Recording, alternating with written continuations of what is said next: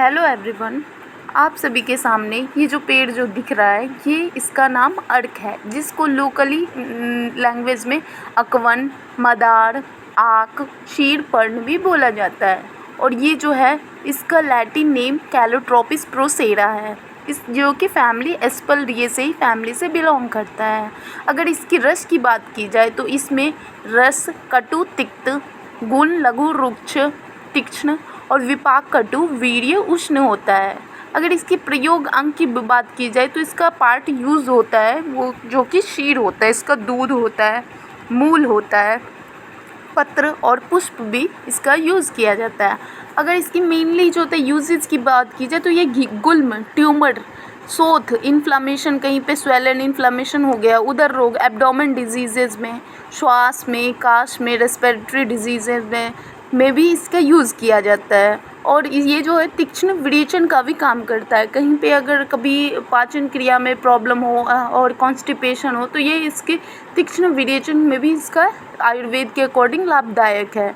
अगर इसके डोज की बात की जाए तो आप ये अगर इसके पत्ते के ये जूस स्वरस अगर बना के पीते हो तो उसको 0.5 से 1 ग्राम तक ही यूज़ करें इसका। अगर इसके यूज़ की बात की जाए तो ये जो होता है अन्य और भी प्रकार के रोगों में लाभदायक है। जैसे कि अगर आप इसके ताज़े पत्ते का प्रयोग जो होता है, उसके ताज़े पत्ते को साफ़ करके हल्का उस पर सरसों का तेल लगा के तावे पे हल्का सा सेक के अगर उसको यूज़ करें तो वो पट्टी के तौर पे, अगर आपको कहीं पे जॉइंट में प्रॉब्लम हो, जॉइंट पेन हो रहा हो तो उसमें पट्टी के तौर पे इसका यूज़ करेंगे तो वो दर्द में लाभदायक होता है।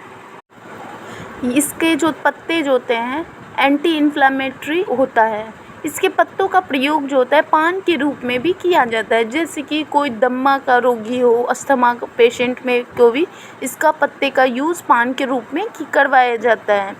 अगर इसके और भी यूज़ की बात की जाए तो इसके जो होता है रसों का प्रयोग जो होता है बाल झड़ने में भी लाभदायक होता है।